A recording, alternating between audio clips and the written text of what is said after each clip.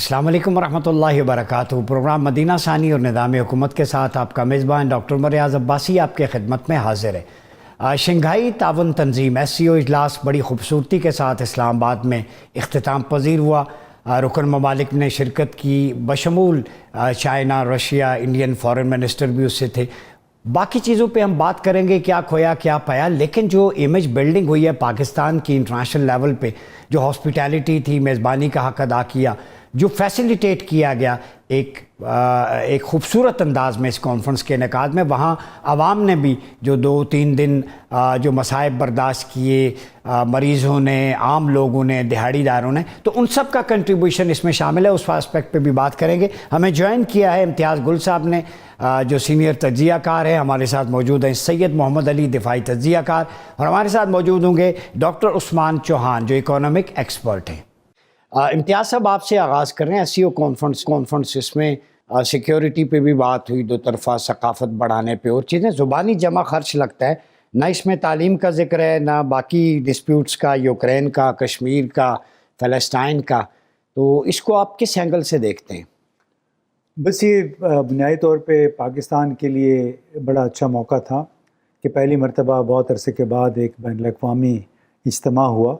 सरबराहान हुकूमत उन ममालिक के जो इसके रुकन हैं SCO के, इससे ज़्यादा तो कोई बहुत मैं नहीं समझता अहमियत है। ठीक है, कुछ बैंक और कुछ करेंसी स्वैप वगैरह के हवाले से बातचीत हुई है, लेकिन उस पर अमल दरामद कब होता है वो अभी देखना है। फिर इस तरह रीजनल एंटी टेररिज्म स्ट्रक्चर है एक, उसके तहत तमाम ममालिक के दरमियान जो बाहमी ताउन है वो कोई बात उभर के सामने नहीं आई।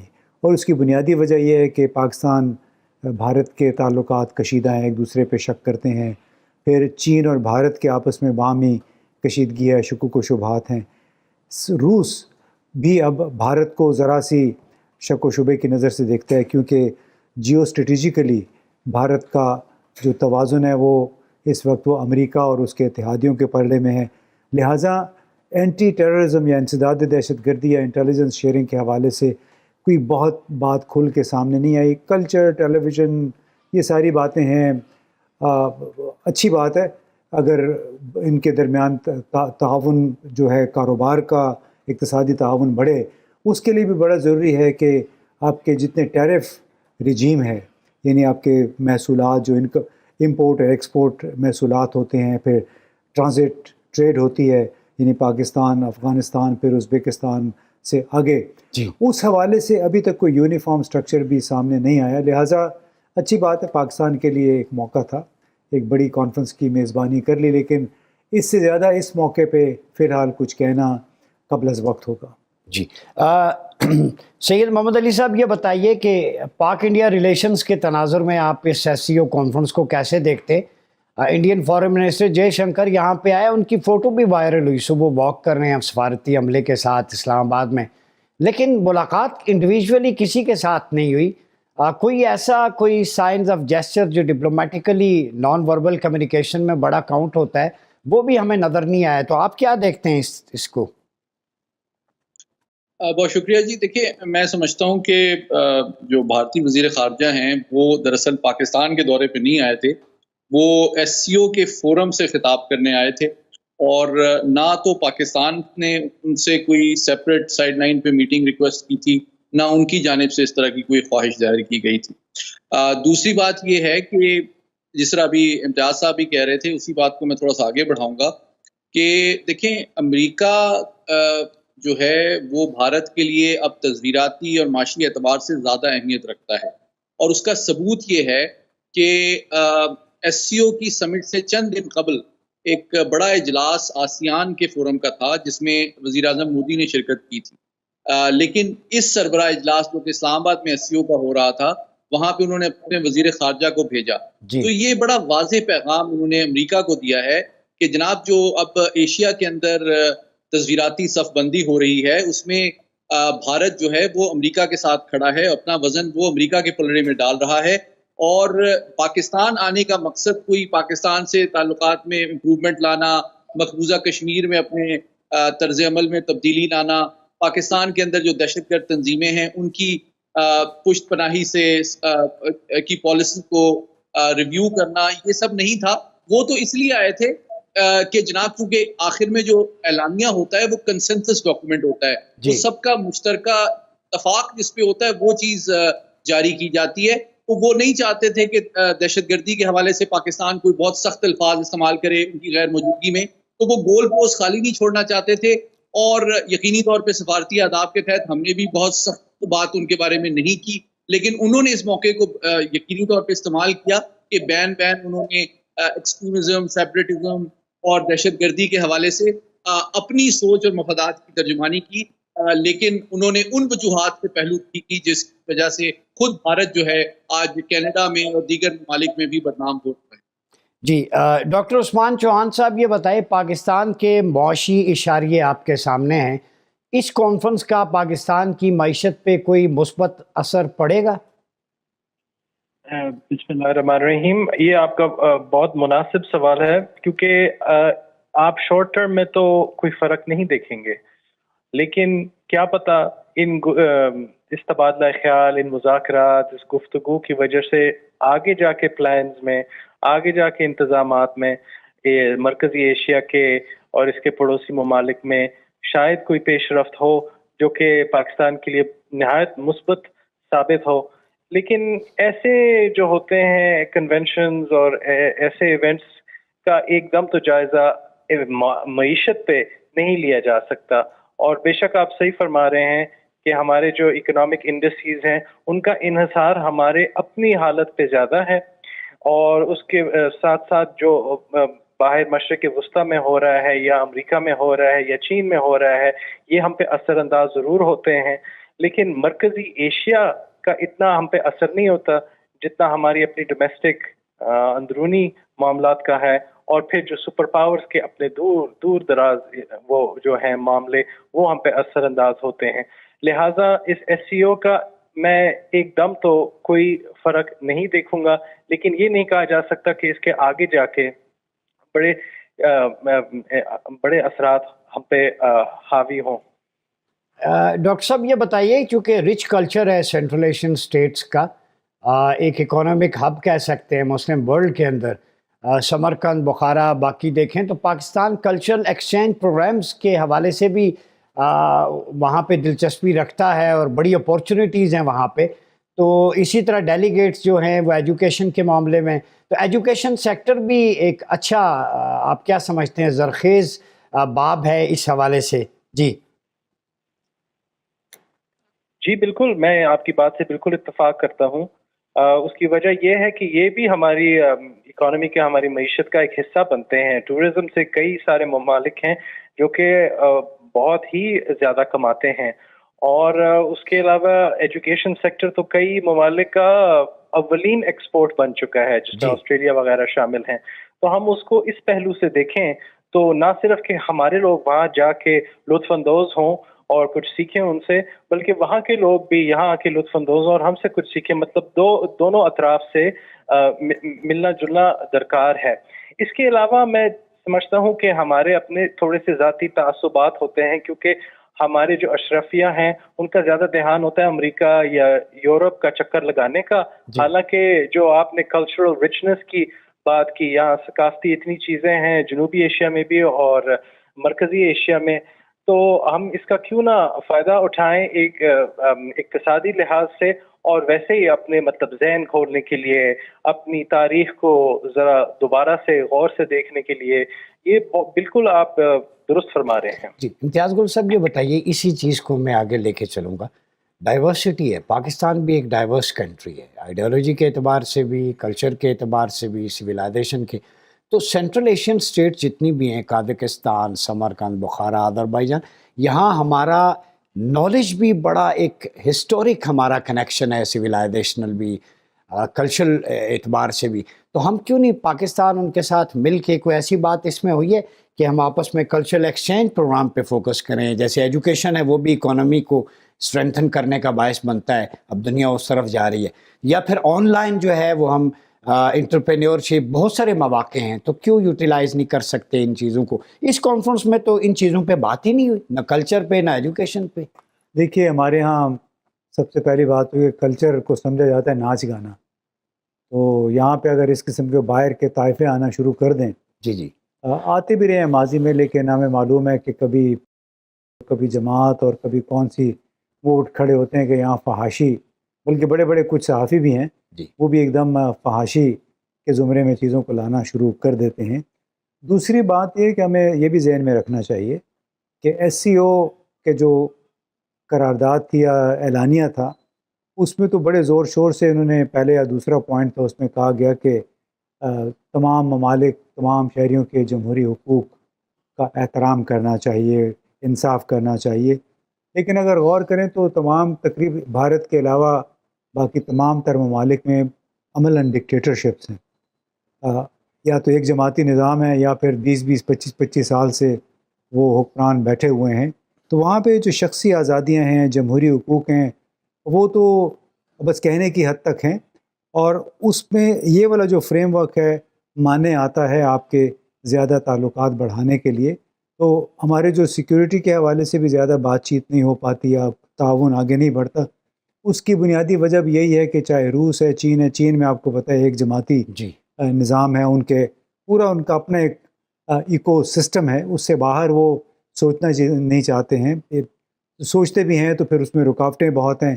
تو ایسی بنیادی طور پہ نظام کی رکاوٹیں ہیں۔ پاکستان کا نظام یا ایران مثال کے طور پہ آپ کو، وہ بھی ایک ڈکٹیٹرشپ ہے، وہاں پہ باہر سے آپ جا کے بہت کم یہ جو کلچرل کی آپ بات کرتے ہیں، اس نوعیت کے جو دو طرفہ یا سے طرفہ ایکسچینجز ہیں، ممکن تو ہے، ناممکن کچھ بھی نہیں ہے، لیکن ان کی راہ میں ہمارے پھر نظام آ جاتے ہیں، ٹھیک چاہے پاکستان کا نظام ہے جو کہ اس وقت بڑی اکھاڑ پچھاڑ کا شکار ہے، چاہے ایران ہے، بھارت خود سب سے بڑی جمہوریت ہے، لیکن وہاں پہ آپ نے دیکھا ہے کہ گزشتہ 8-10 برسوں سے جو کچھ غیر ہندو اقلیتوں کے ساتھ اور خاص طور پہ مسلمانوں کے ساتھ ہو رہا ہے، وہ پھر مانے آ جاتا ہے۔ دوسری پھر جو پہلے بھی ہم نے بات کہی کہ اس نوعیت کے بلاکس کی ترقی، اس کے پنپنے کی بنیادی شرط یہ ہوتی ہے کہ ان کے جو باہمی نظام ہیں، گورننس کے نظام، وہ تھوڑے بہت اس میں ہم آہنگی ہو۔ ہمارے جو نظام ہیں مختلف ایک دوسرے سے ہیں، اس میں ڈائیورسٹی تو ہے ہی ہے، ڈائیورجنس بہت ہے، جس کو کہتے ہیں کہ ایک دوسرے سے وہ ہم آہنگ نہیں ہیں، جس کی وجہ سے اب بنیادی طور پہ آپ دیکھ لیجئے ایس سی او کے جو 23واں اجلاس ہوا تھا 2023 میں، اس کے بھی اکثر فیصلوں پہ عمل درآمد نہیں ہو سکا، بھلے ان کا تعلق دہشت گردی سے تھا، کلچر سے تھا، یا ہمارے وجہ کیا ہے، کیوں نہیں آگے بڑھ پاتا یہ؟ وہی تو میں بتا رہا ہوں، ہمارے نظام، یعنی ہم عام طور پہ لوگ اس کا موازنہ کرتے ہیں نیٹو کے ساتھ۔ نیٹو ایک ایسا الائنس ہے جس میں پیسے دینے والے بہت ہیں، امریکہ سر فہرست ہے، جرمنی ہے، برطانیہ ہے، تو وہ تمام ممالک پیسے بھی دیتے ہیں، پھر ان کی ایک نظریاتی تو ہم نیٹو کے پیرالل یہ ممالک شنگھائی تو یہ نہیں بنا سکتے اس میں پیسے دینے والا کوئی نہیں ہے، چائنا، رشیا پیسے نہیں دیتا، چین جو ہے وہ بڑے پھونک کے صرف ٹھیک ہے آپ کو امداد وہ دے سکتے ہیں، انویسٹمنٹ وہ کر لیتے ہیں، قرضے دے دیتے ہیں، لیکن اس نوعیت کے جو بڑے پیسے چاہیے ہوتے ہیں آپ کو رایامہ اشرافیہ کے اندر رایامہ ہموار کرنے کے لیے، کسی نظام کے اندر سرایت کرنے کے لیے، وہ پیسے خرچ کرنے پہ ان میں سے کوئی بھی ملک آمادہ نہیں ہے، جس کی وجہ سے ایس سی او ایک الائنس ہے، اچھی بات ہے، برکس کی طرح، کوارڈ کی طرح، لیکن ان جیسا یہ مؤثر ابھی تک وہ ٹائم لگے گا، ثابت نہیں ہو سکا۔ جی ناظرین، گفتگو کا سلسلہ جاری ہے، وقت ہوا چاہتا ہے ایک چھوٹے سے بریک کا، ملتے ہیں بریک کے بعد۔ ویلکم بیک ناظرین، پروگرام میں ایک دفعہ پھر آپ کا خیر مقدم ہے۔ بات ہو رہی ہے ایس سی او اجلاس پہ۔ پاکستان نے تو میزبانی کا حق ادا کیا، اس پہ تو سارے پینلسٹ متفق ہوں گے، اور جس طرح کی ہاسپیٹیلٹی ہے سب نے سراہا اس کو، جو ہم نے پیسفلی کروایا، اور اس میں کسی قسم کا کوئی ناخوشگوار واقعہ پیش نہیں آیا۔ اب پاکستان کی لیڈرشپ نے، تمام سٹیک ہولڈرز، پبلک نے، سب کا کنٹریبیوشن ہے، ساتھ دیا اور اپنے ملک کا امیج بہتر کیا۔ سید محمد علی صاحب یہ بتائیں کہ اس حوالے سے پاکستان کا امیج تو ٹھیک ہے کہ کانفرنس کی میزبانی کی، تمام اداروں نے، سب نے سپورٹ کیا، لا انفورسمنٹ ایجنسی سے لے کے جتنے ادارے تھے، لیکن سوال یہ ہے کہ اس کا مستقبل پہ کیا اثرات ہوں گے؟ جیسے امتیاز گل صاحب سے بھی میں نے عرض کیا کہ بھارتی وزیر اعظم کا نہ ہونا اور وزیر خارجہ کا آنا، اور اس میں بھی انہوں نے کوئی ایسی کنکریٹ بات نہیں کی جس سے کو برف پگھل سکے, معاملات آگے کی طرف بڑھ سکیں, کیونکہ نیبرز تو نہیں بدلے جا سکتے. انڈیا پاکستان جب تک ریزالو نہیں کرتے ایشوز کو, تو یہ شنگھائی تعاون ہو, کوئی بھی اجلاس ہو, تو کیسے معاملات آگے بڑھیں گے؟ دیکھیں, میں اس حوالے سے تھوڑی سی ایک مختلف رائے رکھتا ہوں. میں یہ بتانا چاہتا ہوں کہ دیکھیں, بنیادی طور پہ ایس سی او جو ہے یہ 4 خطوں کو آپس میں منسلک کرنے والی تنظیم ہے. جی سب سے پہلے شمال مشرقی ایشیا, جس میں منگولیا اور چین شامل ہیں, جی پھر وسطی ایشیا کے ممالک ہیں, اور پھر مشرقی یورپ کے ممالک ہیں, بیلاروس اور رشیا, اور چوتھی سطح پہ جنوبی ایشیا. ٹھیک. اور یہ بھی آپ جانتے ہیں کہ جنوبی ایشیا آخر میں لیٹر سٹیجز میں ایس سی او کا رکن بنا ہے. جی تو جب پاکستان اور بھارت ایس سی او میں ممبرشپ کے خواہاں تھے, تو میں یہ بتانا چاہتا ہوں چین اور روس دونوں میں یہ احتمال پایا جاتا تھا کہ یہ پاکستان انڈیا اپنے جو باہمی مسائل ہیں یہ لے کے ہر فورم پہ آ جاتے ہیں, اس کی وجہ سے وہ ترقی نہیں کرتے. ٹھیک. تو میں اس کو ذرا واضح کرنا چاہتا ہوں کہ جو ایس سی او کا فورم ہے وہ اس طرح کے جو بائیلیٹرل معاملات ہیں اس کے لیے نہیں ہے. اور دوسری بات, جو سفارتی آداب بھی ہیں اور جو نارمز ہیں, اس کے تحت پاکستان نے ان معاملات پہ بات کی. آپ نے وزیر اعظم کا ایک بڑا کنسٹرکٹیو پازیٹیو خطاب بھی سنا کہ ان معاملات پہ بات کی جائے جو ہم تمام ممالک کے مشترکہ مفادات سے ان کا تعلق ہے, اور وہ ایریاز آف کنورجنسز ہیں. انہوں نے ایریاز آف ڈائیورجنسز پہ بات نہیں کی, تاکہ آپ گریجولی ان ممالک کے درمیان کنیکٹیوٹی, تجارت, روابط جو ہے وہ بڑھائیں. اور آہستہ آہستہ یہ طویل المیعاد پروسیس ہے. اس کے تحت تجارت, کلچرل ایکسچینجز, ایجوکیشن, اور ایک دوسرے کو بہتر انداز میں آپ سمجھ سکیں. ابھی آپ امتیاز صاحب سے پوچھ رہے تھے دفاعی تعاون کا, تو یہ بالکل صحیح کہہ رہے تھے امتیاز صاحب کہ دیکھیں نیٹو جو ہے اس کی 3 چیزیں مختلف ہیں. نیٹو کا تمام ممالک کا جو سیاسی نظام ہے وہ ایک ہی ہے. نمبر 2, ان کا کلچر بھی تقریباً ملتا جلتا ہے, مغربی تہذیب کے وہ بے شک پروردہ بھی ہیں, اس کو پروموٹ بھی کرنا چاہتے ہیں. تیسری بات یہ کہ مذہب کی بھی ہم آہنگی پائی جاتی ہے, زیادہ تر کرسچن نیشنز ہیں. چوتھی بات یہ کہ وہ سارے مشترکہ دشمن سمجھتے ہیں سوویت یونین یا اب روس کو, اور اس کے خلاف یہ اتحاد بنایا گیا تھا. جب آپ ایس سی او کی بات کرتے ہیں تو آپ کے areas of convergence security domain میں بہت کم ہیں.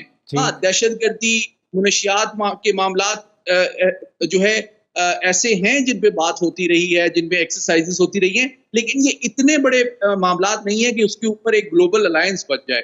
ٹھیک. ہاں ٹھیک ہو گیا. میں آتا ہوں آپ کی طرف. ڈاکٹر عثمان صاحب یہ بتائیں, اکانومی کو لے کر یہ کانفرنس تو ہو گئی, آپ کیا سمجھتے ہیں کہ اس کے فالو اپ میں جانے کے لیے کیا کرنا چاہیے؟ اب بات چیت تو ہو گئی, لیکن آگے جو ہے مستقبل میں معاشی جو ایک تعلق ہے, ایک معاشی استواری ہے, بالخصوص مشرقی وسطیٰ کے ممالک جو ہیں, سینٹرل ایشیا کے ان کے ساتھ, تو آپ کیا سمجھتے ہیں کہ کوئی ہے ہمارے پاس روم, کوئی ان چیزوں کو فالو اپ کو لے کے آگے چلیں؟ جی, یہ فالو اپ کا جو سوال ہے یہ ہمارے لیے خواہش کی بات نہیں, اب یہ تو ہمارے لیے درکار ہے, کیونکہ ہم نے اب سوچ سمجھ کے اس معیشت کو دوبارہ سے کھڑا کرنا ہے.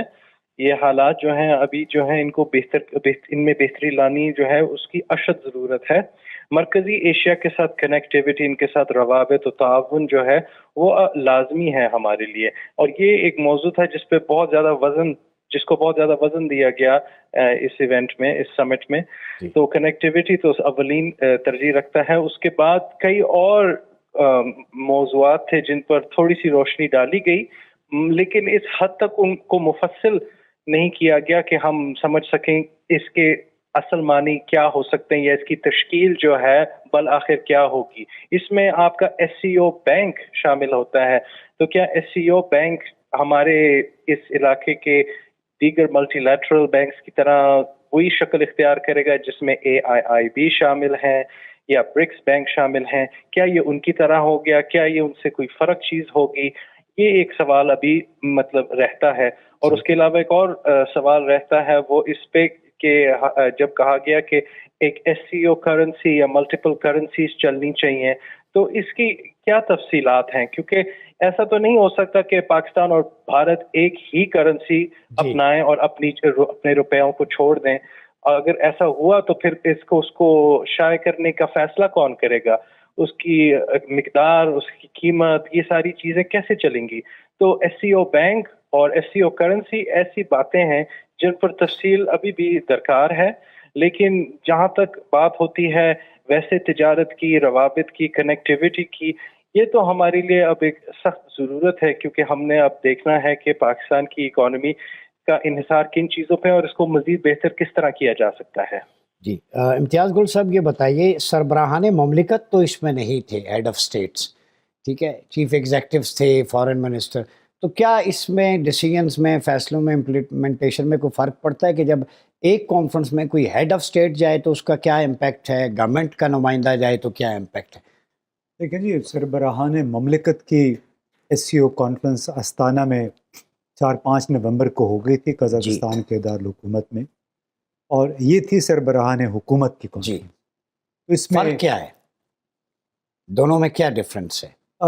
دونوں میں ظاہر ہے کسی ملک میں صدر حاوی ہے، کسی ملک میں وزیر اعظم حاوی ہے، اور اس کی وجہ سے البتہ جو بنیادی پالیسی ہے اس میں تو کوئی فرق نہیں ہوتا۔ توقع یہ کی جا رہی تھی کہ جو کچھ سربراہان مملکت استانہ کانفرنس میں خاص طور پہ سیکیورٹی، انسداد دہشت گردی کے حوالے سے جس شد و مت کے ساتھ وہاں پہ افغانستان کا ذکر کیا گیا، اس کا اعادہ کیا جائے گا اعلانیہ اسلام آباد اعلانیہ میں، وہ نہیں ہوا۔ اس سے یہ ظاہر ہوتا ہے کہ یہ لوگ متنازع امور کو چھیڑنا نہیں چاہتے تھے، لیکن جب اگر آپ متنازع امور کو چھیڑنا نہیں چاہتے، متنازع ان دا سینس کہ کوئی ایسا نقطہ کہ جس سے کوئی دوسرا ملک یا آبزرور ملک جو ہے وہ ناراض ہو جائے، تو اگر آپ وہ نہیں کر سکتے، کیونکہ سیکیورٹی یا انسداد دہشت گردی کسی ایک ملک کا ایشو نہیں ہے، بلکہ اس کو کہتے ہیں یہ تو سرحد پار کا ایشو ہے، کراس یا ٹرانس بارڈر ایشو ہے، اس سے تمام ممالک متاثر ہوتے ہیں، خاص طور پہ جو ٹی ٹی پی ہے یا آئی ایس کے پی ہے یا ای ٹی آئی ایم یا اسلامک ترکستان پارٹی ہے، جی، یہ تمام گروہ یا جند اللہ ہے، یہ تو بتایا جاتا ہے کہ افغانستان میں ہیں، وہاں سے ان کی لائف لائن ہے، وہاں ٹی ٹی پی والے تو ماشاءاللہ وہاں سرکاری مہمان کے طور پہ وہاں رہتے ہیں، لہٰذا یہ اس نوعیت کی باتیں جو ہے توقع کی جا رہی تھی کی جائیں گی، لیکن نہیں ہوا، جو کہ اسی لیے میں نے جو شروع میں بات کی کہ یہ ہوتا ہے کہ ٹھیک ہے آپ سب لوگ اکٹھے ہوئے ہیں۔ افغانستان کی بھی اس طرح سے سیریس پارٹیسپیشن ہمیں نظر نہیں آئی، اس کو تو بلایا نہیں گیا تھا نا، کیونکہ اس حکومت کو مانا نہیں جاتا، لہٰذا کسی سرکاری پلیٹ فارم پہ، اس نوعیت کے پلیٹ فارم میں جہاں تمام ممالک موجود ہوں، وہ بلایا جانا شاید مناسب نہ ہوتا، کیونکہ یہ سمجھتے ہیں کہ جو ملک اگر تسلیم نہیں کیا گیا، نہ اقوام متحدہ نے اس کو تسلیم کیا، نہ امریکہ نے تسلیم کیا، تو اس کو بلانا شاید مناسب نہیں ہے۔ بیک ڈور تو ان کے رابطے ہیں، دیکھیں وہ دو مختلف چیزیں ہیں نا، بیک ڈور وہ الگ چیز ہے، یہ تو کھلی کانفرنس ہے۔ تو کیا آپ سمجھتے ہیں کہ ریجن میں ایک بہت بڑا خطہ جو آگ میں جھونک رہا ہے، جس میں ہیومن رائٹس ابیوزز ہیں، جہاں سے ٹیررزم ایکسپورٹ ہو رہا ہے دوسرے ملکوں کو، اس کو ایسے ہی خالی چھوڑ دینا اور پھر بات کرنا سیکیورٹی کی، ریجنل اسٹیبلٹی کی؟ نہیں، وہ تو میں نے اب پہلے بھی کہا کہ یہ تو تمام تر خطہ زیادہ تر ایسی ہے کہ جہاں پہ جمہوری حقوق کی بات کرنا بس ایسی ہی ہے، ٹھیک ہے، کہنے میں کیا حرج ہے، لیکن خود آپ دیکھ لیں، انڈیا کو دیکھ لیں، پاکستان کو دیکھ لیں، صورتحال کوئی آپ ویسے کچھ دبے لفظوں میں آپ کی مسکراہٹ بتا رہی ہے، جمہوری حقوق کی بات کرتے کچھ کہنا چاہتے ہیں؟ میرا خیال ہے آپ سمجھتے بھی ہیں میں کیا کہنا چاہتا ہوں، چاہے پاکستان ہے چاہے بھارت ہے، آج کل تو دنیا بھر میں ایک نیا پیمانہ مقرر ہو گیا، اگر میری بات پوری ہونے دے، کہ اس میں جو کچھ اسرائیل نے فلسطینیوں کے ساتھ کیا ہے، اس وقت تو 4 ملکوں کے خلاف جارح کا کردار ادا کر رہا ہے، اور اس میں مزے کی بات ہے کہ امریکہ، برطانیہ اور جرمنی نے کہا ہے کہ ہم آپ کو نئے ایئر ڈیفنس سسٹم دیں گے، مزید مالی عسکری فوجی امداد آپ کو دیں گے اگر ایران نے آپ پہ حملہ کر دیا۔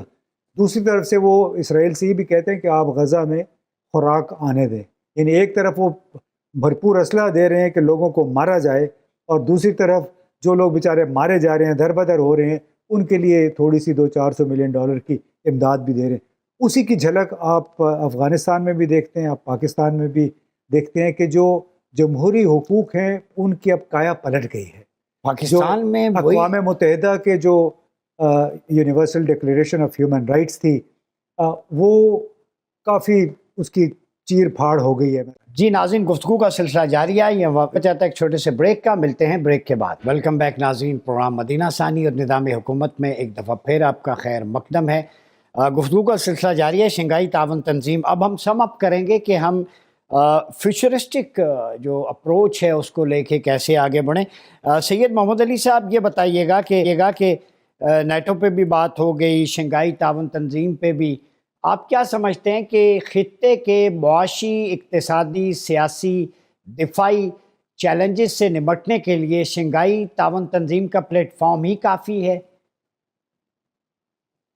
دیکھیں، اس وقت جو ورلڈ آرڈر یا عالمی نظام ہے اس میں کافی تبدیلیاں آ رہی ہیں، اور میں سمجھتا ہوں دنیا کی جو بڑی طاقتیں ہیں وہ تو یقینی طور پہ ان کے درمیان ایک مخاصمت میں اضافہ ہوا ہے، چین، روس اور امریکہ کے درمیان. لیکن جو مڈل پاورز ہیں یا ریجنل پاورز ہیں اور ترقی پذیر دنیا ہے، میں سمجھتا ہوں کہ وہ ان کی اپروچ ایک ہیجنگ اسٹریٹجی کی ہے کہ they are keeping their options open. اور مجھے بھی جو اتفاق ہوا بہت سے ایشیائی ممالک میں جانے اور ان سے بات کرنے کا، تو میں نے دیکھا کہ وہاں بھی یہ بحث جاری ہے کہ چین، روس اور امریکہ میں کس کا انتخاب کیا جائے. لیکن زیادہ تر ممالک جو ہیں ان کی اپروچ یہی رہی ہے کہ بائیلیٹرل سطح پہ جو ہے مفادات کو آگے بڑھایا جائے اور ایک ہارڈ کور، ایک ریجڈ الائنس کا حصہ نہ بنا جائے. بھارت کو بھی آپ دیکھیے تو بھارت بھی جو ہے امریکہ کا یوں سمجھیں کہ پیوٹ ہے انڈو پیسفک اسٹریٹجی کا، لیکن وہ برکس میں بھی ایک بہت اہم رول پلے کر رہا ہے، ایس سی او میں بھی ہے. تو مکمل طور پہ، بلکہ یوکرین کی وار میں انہوں نے کھل کے امریکہ کی سپورٹ اس طرح سے نہیں کی ہے. اس سے یہ ثابت ہوتا ہے کہ دنیا کی تمام زیادہ تر جو بڑے ممالک ہیں، خصوصاً جو ترقی پذیر ہیں، وہ اب سمجھتے ہیں کہ ایک بڑی طاقت کے ساتھ کھڑے ہونے کے نتیجے میں ایک تو ان کے اوپر دباؤ بھی بہت زیادہ آتا ہے، اور دوسرا یہ ہے کہ وہ تمام تر اپنے معاشی، سماجی اور دفاعی ضروریات اور مسائل ایک بڑی پاور ان کی پوری نہیں کر پاتی.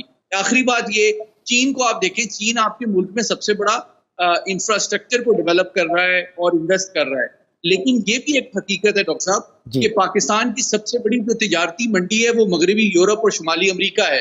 اور اگر ہم اپنے سے نجات چاہتے ہیں، اپنی خوشحالی چاہتے ہیں، تو ہمیں اپنی ایکسپورٹس کو بڑھانا ہے. تو یقینی طور پہ اپنی تجارتی منڈی کو مزید فروغ دینا اور نئی منڈیاں تلاش کرنا ہماری قومی سلامتی کی ایک ریکوائرمنٹ ہے. تو اس وقت میں سمجھتا ہوں پاکستان کے پاس یہ آپشن نہیں ہے کہ ہم ایک بڑی طاقت کے ساتھ مکمل طور پہ کھڑے ہو جائیں، کیونکہ کوئی ایک طاقت، مجھے کہنے دیجئے، نہ تو یہ صلاحیت رکھتی ہے اور نہ ہی یہ خواہش رکھتی ہے کہ آپ کے تمام تر سیکیورٹی کے اور معاشی مسائل حل کر دیں. جی بالکل صحیح ہے. ڈاکٹر عثمان چوہان صاحب یہ بتائیں، سید محمد علی صاحب بھی نئی منڈیوں کی بات کریں. اگر معاشی طور پہ نئی منڈیوں کی تلاش ہو، نئے اکنامک ایونیوز جو ہیں وہ ہم ٹریس کریں، تو کیا شنگھائی تعاون تنظیم کے فالو اپ میں کوئی ایسی نئی اپورچونیٹیز ہیں، لینڈ آف اپورچونیٹیز، جس پہ ہم جا کے پاکستان کی بھی معیشت بہتر اور خطے میں معاشی استحکام آ سکے؟ جی بالکل، میں اپنے عزیز سید محمد علی صاحب سے بالکل اتفاق کرتا ہوں کہ نئی منڈیوں کی تلاش میں ہمیں گامزن ہونا پڑے گا. لیکن ہم اس کو در حقیقت نئی منڈیاں نہیں کہہ سکتے، کیونکہ ہمارا مرکزی ایشیا سے تعلق جو ہے بے شک کہ ہزاروں سال سے ہے، لیکن ابھی بھی جو ہے جب سے یو ایس ایس آر ختم ہوا ہے تو 30 سال سے یہ ہمارے پاس مواقع تھے، اور ہم نے شروع میں تو کوشش کی داخل ہونے کی، لیکن پھر ہماری جو بزنس کمیونٹی ہے اور باقیوں نے اس میں زیادہ دلچسپی نہیں دکھائی. اور اس میں وہی اشرفیوں کی بات آتی ہے کہ چونکہ ان کا دھیان امریکہ اور یورپ کی طرف ہے، تو پھر اور ایکسپورٹس بھی اسی طرف جاتے ہیں، تو چونکہ ان کا دھیان وہاں پہ ہے تو یہ مرکزی ایشیا اور ایسی نئی منڈیوں کی طرف وہ مناسب توجہ نہیں دی گئی.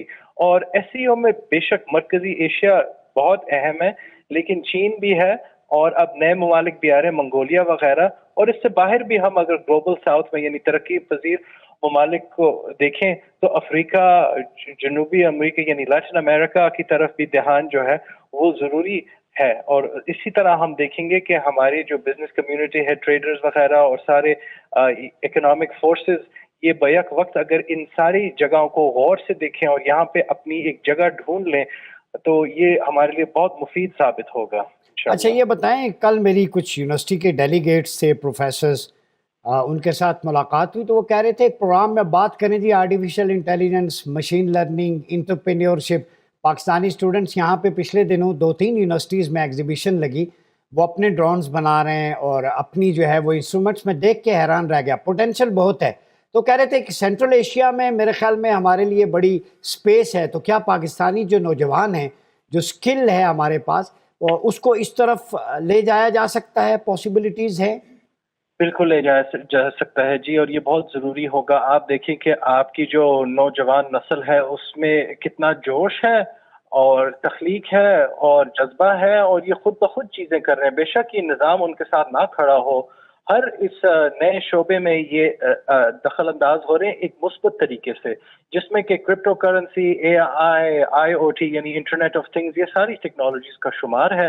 اور بے شک کہ اگر ہم ان کی مدد نہ بھی کریں تو وہ کسی نہ کسی طرح اپنی جگہ خود ہی ڈھونڈ لیں گے، اتنا جذبہ ہے ان میں۔ لیکن کیا مرکزی ایشیا اور ایسے ترقی پذیر علاقے دنیا کے یہ ان کی توجہ ہوگی؟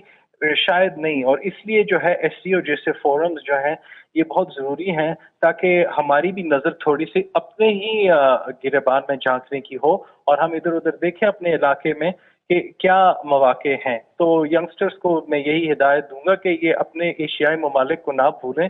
اگر یہ نئی ٹیکنالوجیز چین اور امریکہ سے آ رہی ہیں تو اس کے علاوہ اور بھی بہت ممالک ہیں جہاں پہ اور بھی بہت سارے مواقع ہیں۔ جی امتیاز گل صاحب، یہ بتائیے گا، پاکستانی یوتھ بہت پوٹینشیل ہے۔ این ایل پی کے میں پرسوں ایک ینگسٹر تھی، میرے خیال میں 20-22 سال میں انہوں نے نیورو لرننگ لنگوسٹک پروگرام پہ انہوں نے امریکن انسٹیٹیوٹ سرٹیفائڈ ڈپلوما کیا، اسی طرح بزنس مینجمنٹ میں، لیڈرشپ میں۔ تو کل ڈیلیگیٹس یونیورسٹی کے ملے، وہ کہتے ہیں ہمارا، آپ کہتے ہیں ڈگری ہوتی ہے، ہم اسکلفل بھی بناتے ہیں لیکن اپورچونیٹیز نہیں ہیں۔ تو شنگھائی تعاون تنظیم کا جو اجلاس ہے، ممالک آپس میں یہ ایکسچینج پروگرام کیوں نہیں کرتے کہ یہاں کی جو ہیومن ریسورس ہے وہ ادھر جا کے سرو کرے، انڈیا کے پاکستان میں، پاکستان انڈیا کے ساتھ پازیٹیو شیئرنگ کیوں نہیں کرنی آئی ٹی میں، دیگر اداروں میں، بس ڈسپیوٹ میں ہی رہنا ہے؟ جی بس دیکھیے، ٹیلنٹ پاکستان کے پاس بہت ہے۔ پہلی تو شرط یہ کہ ہمیں یہاں سے ٹیلنٹ بھیجنا چاہیے، مذہبی مبلغ نہیں بھیجنے چاہیے، جو کہ آج سے 30 سال پہلے ہوا تھا، جس کی وجہ سے سینٹرل ایشین ممالک نے پاکستانیوں کو ویزے دینے بند کر دیے تھے۔ دوسری بات یہ ہے کہ کاروبار اس وقت پنپتا ہے جب آمد و رفت پہ پابندیاں کم سے کم ہوں۔ آپ مجھے روس کا ویزا لے کے دکھا دیں، آپ مجھے سینٹرل ایشیا کے کسی ملک کا سوائے آذربائیجان کے ویزا لے کے دکھا دیں، آپ چین کا جب تک آپ کے پاس کوئی پراپر ریفرنس نہیں ہے، کسی کمپنی کی دعوت نامہ نہیں ہے، آپ وہ ویزا لے کے مجھے دکھا دیں۔ تو کاروبار پنپتا ہے آزاد فضا میں جب سرحدوں پہ آمد و رفت آسانی سے ہو۔ دوسری بات، ہم بار بار ایس سی او کر رہے ہیں، بار بار دوسرے ملکوں کی طرف دیکھ رہے ہیں، خود پاکستان کے اندر ہم آج بھی 19ویں صدی کے ایک مائنڈ سیٹ کے ساتھ رہ رہے ہیں۔ مجھے آپ یہ بتائیے، ہم بڑے بڑے نعرہ بازی کرتے ہیں، ایس سی او کانفرنس ہم نے کر لی، بڑی اچھی بات ہے۔ یہ جو 3 دن تک اسلام آباد کا جو 11 کلومیٹر کا علاقہ ہے، F11 سے G11 سے لے کے F5 تک، G5 تک، تمام علاقے کو بند رکھنا صرف ایک ایسے ایونٹ کے لیے جو کہ ہو رہا ہے صرف 500-600 میٹر ریڈیس میں، پبلک کی بات کر رہے ہیں آپ؟ نہیں، تو میں یہ پوچھ رہا ہوں کہ آیا یہ ایسا ملک ترقی کر سکتا ہے کہ جس کی پالیسیوں کا محور عوام نہ ہوں؟ اب یہ 3 دن کے دوران یہ جو نقصانات ہوئے ہیں ان تمام 8-9 کلومیٹر کے علاقے میں لوگوں کے، چاہے پنڈی میں تھے چاہے اسلام آباد میں تھے، کیا وہ نقصان جس میں دیہڑی دار مزدور زیادہ متاثر ہوا ہے، کمیشن پہ کام کرنے والے لوگ زیادہ متاثر ہوئے، اس کا نقصان کیا یہ حکومت پورا کرے گی؟ اور اگر آپ نے اسی طرح کانفرنس سے منعقد کروانی ہے تو پھر یہ ملک کہیں ترقی نہیں کر سکتا ہے۔ آپ کو 19ویں صدی کے 21ویں صدی کے جو گورننس ماڈل ہیں، زیادہ سمارٹ سیکیورٹی آپ کو اختیار کرنی بجائے اس کے کہ ایونٹ ایک کونے میں ہو رہا ہے اس کی خاطر آپ نے پورا اسلام آباد بند کر دیا۔ بہت شکریہ امتیاز گل صاحب، سید محمد علی صاحب، ڈاکٹر عثمان چوہان صاحب۔ ناظرین، گفتگو آپ نے سنی، پاکستان کو خود اپنے اندر جمہوری آئینی حقوق کی بحالی اور آئین پر عمل درآمد کرنا چاہیے، عوام کے حقوق کا بھی خیال رکھنا چاہیے۔ امتیاز گل صاحب کے اس نوٹ پہ کہ جب آپ کانفرنس کر رہے ہیں تو عام آدمی کو، مریض کو، دہاڑی دار کو جو نقصان ہوتا ہے، تجارتی سرگرمیوں پہ، اقتصادیات پہ بات ہوتی ہے، 3 دن تو کاروبار تجارت اسلام آباد میں شہر اقتدار میں بند رہا ہے، تو اس پہ بھی سوچنا ہوگا کہ ہم دنیا کو کیا دکھانا چاہ رہے ہیں۔ پہلے اپنے ملک میں قیام امن کے لیے کوشش کریں کہ بیریکیڈز نہ لگانے پڑیں۔ پھر ایس سی او بینک پہ، کرنسی پہ بھی بات ہوئی، نئے ایوینیوز تلاش کرنے پہ بات ہوئی۔ اس کانفرنس کا فالو اپ کیا تھا وہ آپ جان سکتے ہیں، آپ بہتر بتا سکتے ہیں، لیکن اتنا ضرور ہے کہ پاکستان نے ایک خوبصورت میزبانی کا حق ادا کیا جسے دنیا نے سراہا۔ بہت عرصے بعد ایک اچھا پازیٹیو امیج دنیا کے سامنے آیا۔ اپنا بہت خیال رکھیے گا۔ اپنے میزبان ڈاکٹر مریاض عباسی کو اجازت دیجیے۔ اللہ حافظ۔